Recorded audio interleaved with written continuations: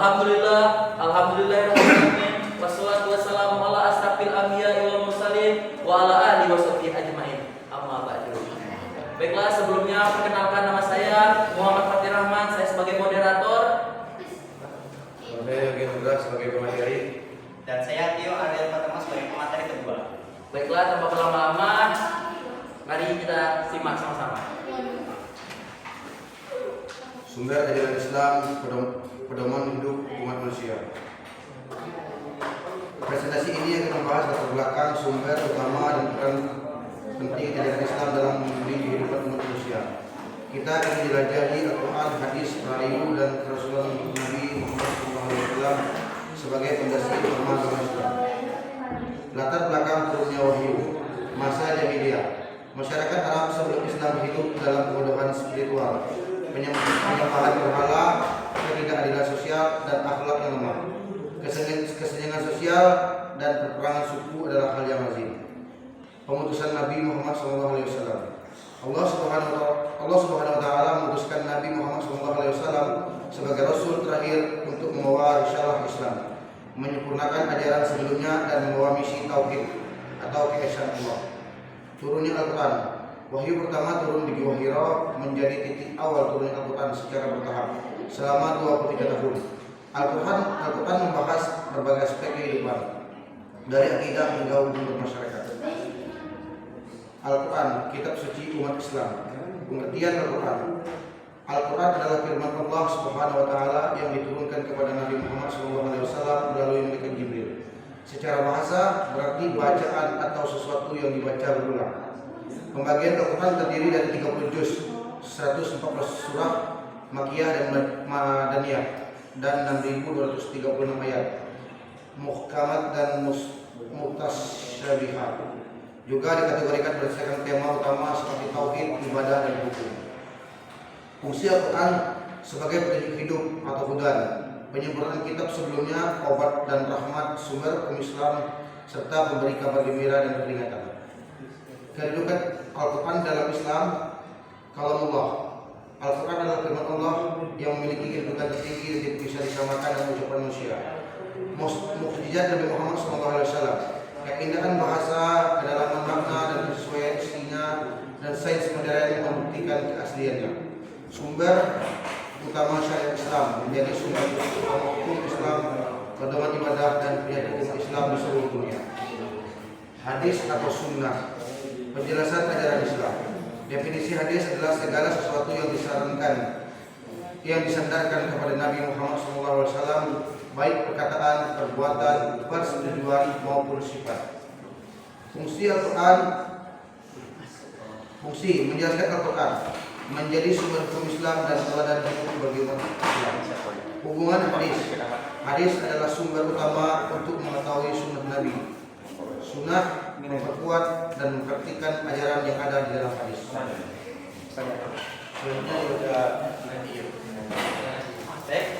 Yang ketiga yaitu rakyu. Sebelum kita masuk ke rakyu ini, rakyu itu apa gitu kan? Sebenarnya rakyu ini juga sebuah metode yang dimana dia itu menggunakan cara untuk berpikir nalar ataupun untuk memecahkan suatu masalah pada masa-masa yang berkelanjutan supaya penegakan hukum atau aturan-aturan itu tetap relevan untuk masa-masa kedepannya, supaya tidak, karena di dalam Al-Quran itu kan meskipun sudah ada aturan maupun yang benar maupun yang salah, itu pun tidak selalu benar adanya di masa modern. Seperti contohnya pada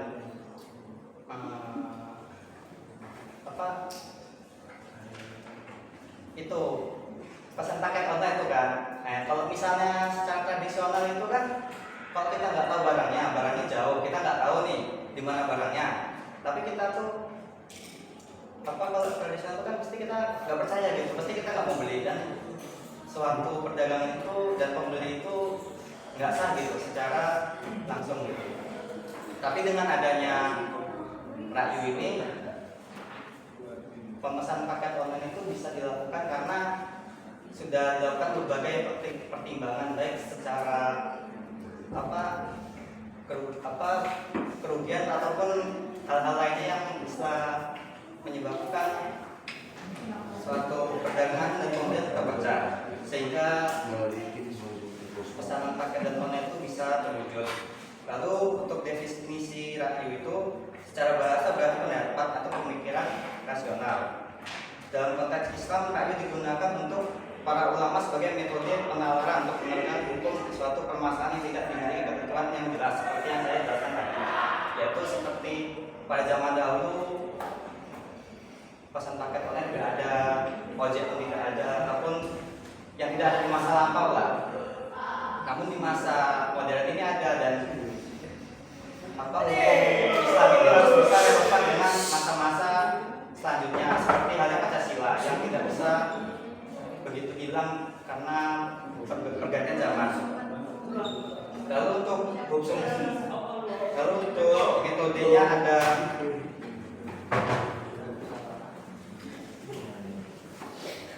masalah ada metode hukum Islam yang tujuan melakukan berdasarkan permasalahan atau kepentingan, yaitu antaranya jika sesuatu keuntungan membawa manfaat bagi masyarakat dan tidak bertentangan dengan prinsip syariat, maka keuntungan tersebut dapat diterapkan. Lalu ada Kasan berarti menganggap yang lebih baik atau digunakan untuk menerapkan hukum atau metode lain seperti kias yang dianggap tidak sesuai dengan keadilan atau manfaat yang lebih besar. Contohnya itu juga pada transaksi ideologi yang saya sampaikan tadi.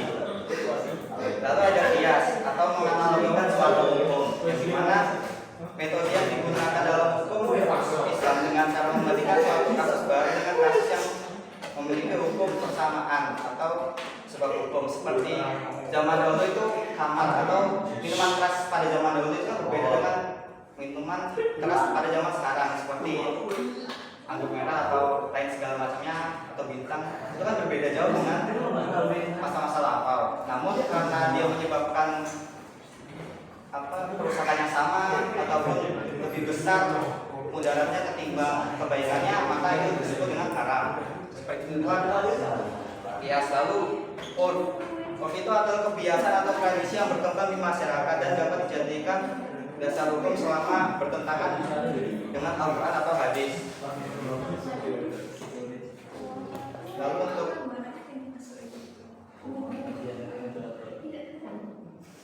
Lalu kita masuk ke C, sumber pelengkap atau ra'yu. Dalam hukum Islam, sumber pelengkap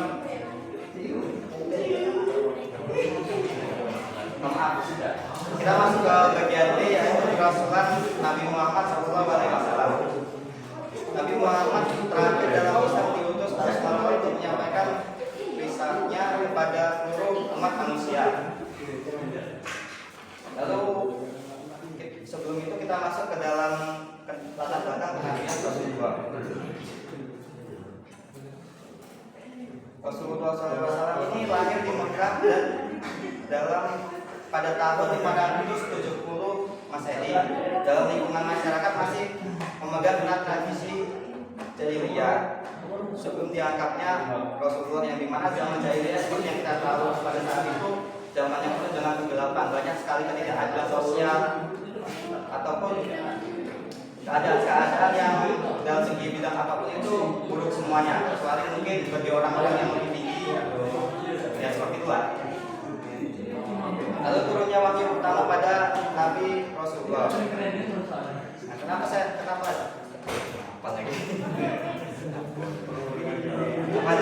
pada siapa pun ini kan Nabi Muhammad menerima wahyu pertama melalui malaikat Jibril di Gua Hira. Di Gua Hira ini wahyu mendapatkan surat Al-Alaq ayat 1 sampai 5 yang menegaskan pentingnya ilmu pemahaman terhadap ajaran Allah.